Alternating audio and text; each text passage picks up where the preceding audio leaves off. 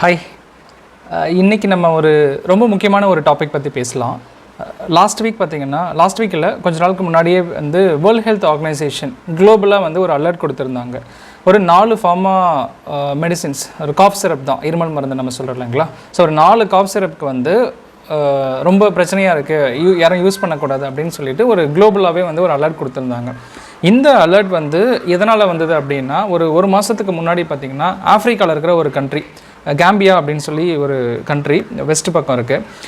இந்த கண்ட்ரியில் ஒரு குழந்தைங்க ஒரு மாதத்துக்கு முன்னாடி பார்த்திங்கன்னா ஒரு கொஞ்சம் உடம்பு சரியில்லாமல் இருந்து, அதாவது உடம்பு சரியில்லைனாக்கா சாதாரணமாக வந்து ஒரு கோல்டு காஃப் இந்த மாதிரி தான், அந்த மாதிரி இருந்து ஒரு சிரப் வந்து வாங்கி குடிச்சிருக்காங்க.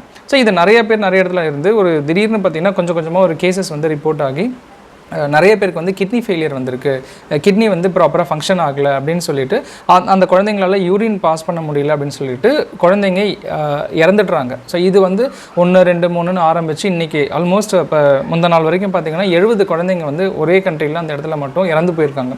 இது ரொம்ப பெரிய இஷ்யூ ஆகி குளோபலாகவே எல்லாமே ஒரு அலர்ட் கொடுத்து நிறைய கண்ட்ரீஸ்லாம் இந்த இந்த மெடிசின்ஸை வந்து பேன் பண்ணி நிறைய இப்போ பேசிகிட்டு இருக்காங்க. ஸோ இது ரொம்பவே வந்து ஒரு சீரியஸான விஷயமா வந்து எல்லாருமே பார்த்துட்ருக்காங்க.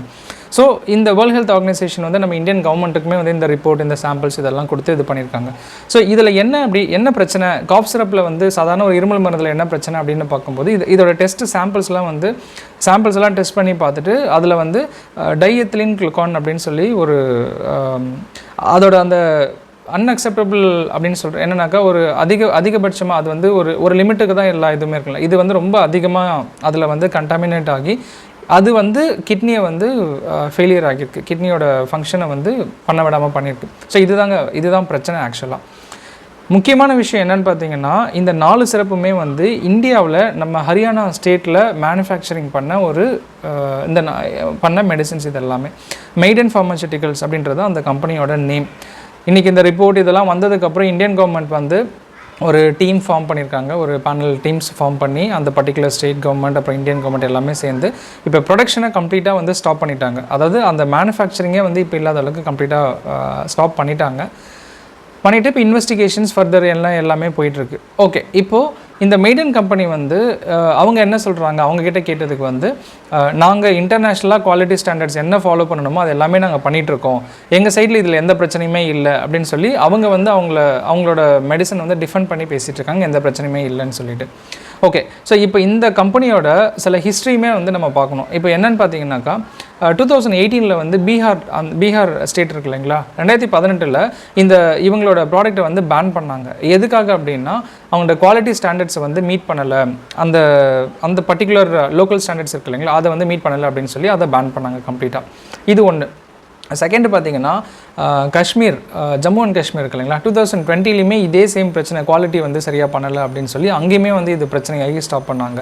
ப்ளஸ் 2022 பார்த்தீங்கன்னா இப்போ ரீசெண்டாக கேரளாவிலையுமே வந்து இதை வந்து ஸ்டாப் பண்ணாங்க. இது மட்டும் இல்லாத இன்னும் சில கண்ட்ரீஸ்லாம் பார்த்தீங்கன்னா இந்தோனேஷியா இது மாதிரி இடத்துலையுமே வந்து இந்த ப்ராடக்ட்ஸ் வந்து பேன் பண்ணாங்க. ஸோ இதெல்லாம் பார்த்தீங்கன்னா இந்த கம்பெனியோட இதுக்கு முன்னாடி இருந்த பிரச்சனைகள். இது மட்டும் இல்லாத நம்ம இந்தியன் ட்ரக் ரெகுலேட்டர் இருக்காங்க இல்லைங்களா, இவங்களுமே வந்து அவங்க அந்த குவாலிட்டி கண்ட்ரோல் இல்லை குவாலிட்டி ஸ்டாண்ட் சரியாக பண்ணலை அப்படின்னு சொல்லிட்டு இந்த கம்பெனி மேலே, மெய்டன் ஃபார்மசூட்டிகல்ஸ் மேலே ஒரு லீகல் ப்ரொசீடிங்ஸுமே வந்து இப்போ இருக்குது. ஸோ இவ்வளோ பிரச்சனைக்கு அப்புறமும் வந்து இப்போது இன்றைக்கி ஒரு ஆல்மோஸ்ட் 70 குழந்தைங்க உயிர் போகிற அளவுக்கு இன்றைக்கி வந்து இந்த பிரச்சனை ஆகியிருக்கு. ஸோ இதுதான் வந்து பிரச்சனை.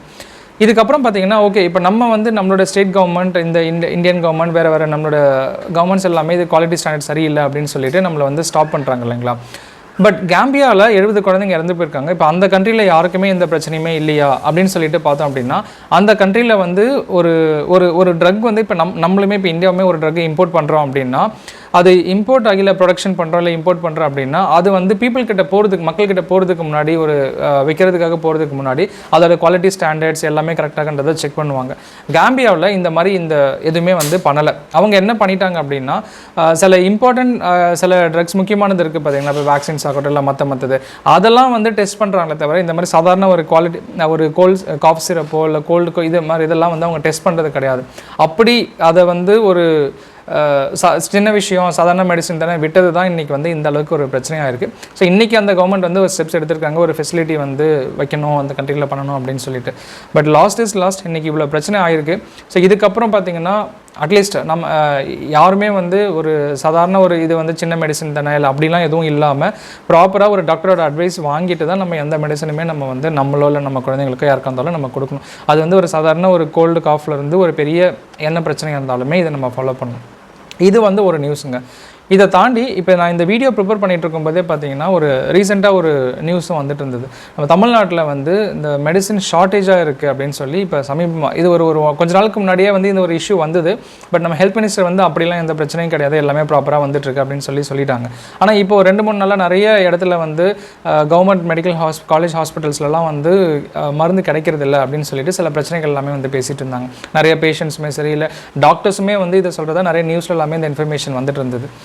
ஒரு பக்கம் டாக்டர்ஸ் கிடையாது, இது டாக்டர்ஸ் அவங்களோட சஜஷன் கிடையாது, அவங்களோட வியூ இதை எப்படி பார்க்குறாங்க எப்படி சொல்கிறாங்க அப்படின்னா, அந்த கோவிடுக்கு அப்புறம் வந்து பார்த்திங்கன்னா நிறைய பேஷண்ட்ஸ் ட்ரீட்மெண்ட் எடுக்கிற பேஷண்ட்ஸ் வந்து அதிகமாகிட்டாங்க கவர்மெண்ட் ஹாஸ்பிட்டலில். ஸோ அப்படி வந்து அந்த மெடிசன்ஸ் எல்லாமே யூசேஜ் வந்து அதிகமாகிடுச்சு. ஸோ யூஸ்வலாக இந்த ஃபெப்ரவரி மந்த் அந்த மாதிரி டைமில் தான் வந்து இந்த ஷார்ட்டேஜ் அப்படின்ற மாதிரி வரும். பட் மார்ச் மந்த்லேயே சரியாயிடும். பட் இப்போ வந்து இந்த ஆகஸ்ட் செப்டம்பர் அக்டோபர் இந்த டைம்லேயே வந்து இந்த மாதிரி பிரச்சனை வந்துருச்சு அப்படின்ற மாதிரி சொன்னாங்க.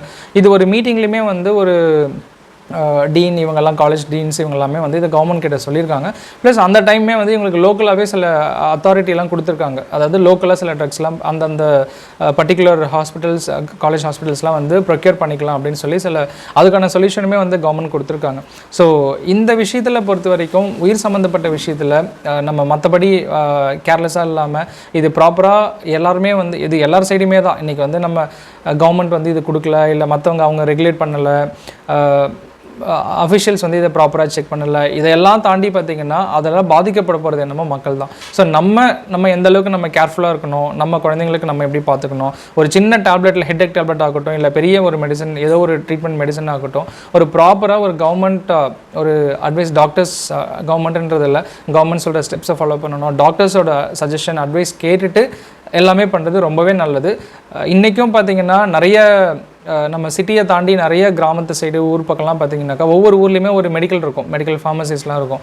நம்ம ஒரு தலைவலி இல்லை கோல்டு எதனாலும் உடனே வந்து டேரெக்டாக எந்த இதுக்குமே போகாமல் அவங்க போயிட்டு மருந்து தான் வாங்கிட்டு இருப்பாங்க. டேரெக்டாக போயிட்டு ஃபார்மசியில் போயிட்டு டேப்லெட் கொடுங்க அப்படின்னு சொல்லி வாங்கிடுவாங்க. எந்த டாக்டர்ஸோட எந்த அட்வைஸுமே இல்லாமல் இல்லை எந்த ப்ரிஸ்கிரிப்ஷனுமே இல்லாமல் அது மாதிரி இந்த மாதிரி ப்ராக்டிசஸ் வந்து நிறைய நடந்துகிட்ருக்கு.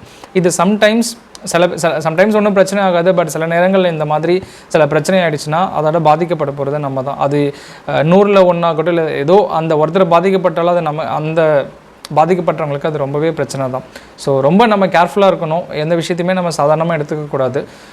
எல்லோரும் ஒரு ப்ராப்பராக ஒரு அதுக்குன்னு இருக்கிற ஸ்பெஷலிஸ்டோட அட்வைஸ் வாங்கி நம்ம பண்ணுறது ரொம்பவே நல்லது. So thank you.